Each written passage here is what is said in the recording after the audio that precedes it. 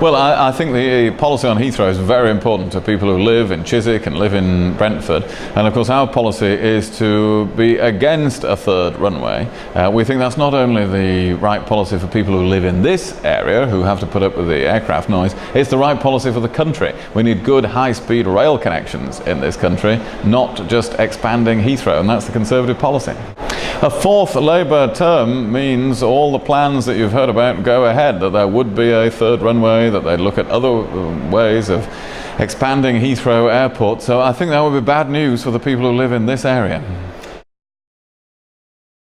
Well, we Conservatives for a long time have wanted to deal much more firmly with crime and to liberate the police to get on with dealing with crime.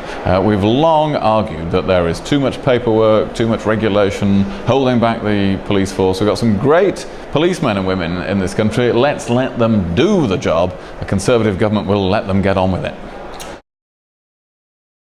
An area like this needs to know that Britain is open for business, and that one of the great problems Labour has brought us is they've been closing Britain to business by making the tax system so complicated, by raising so many taxes, by putting so many regulations onto business. So if we want to have an optimistic future, bring in the businesses that are so important to this area, we need a Conservative government that simplifies taxes, reduces them on business when the nation can afford to do so, and says Britain is open for business.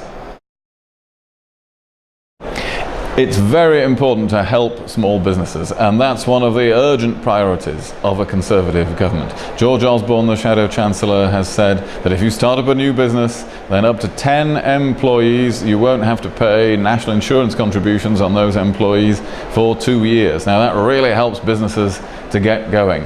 And one of the things we're most anxious to do is to stop the rise in national insurance contributions that Labour is bringing in for 2011. That is a tax on jobs and a tax on lower and middle income people.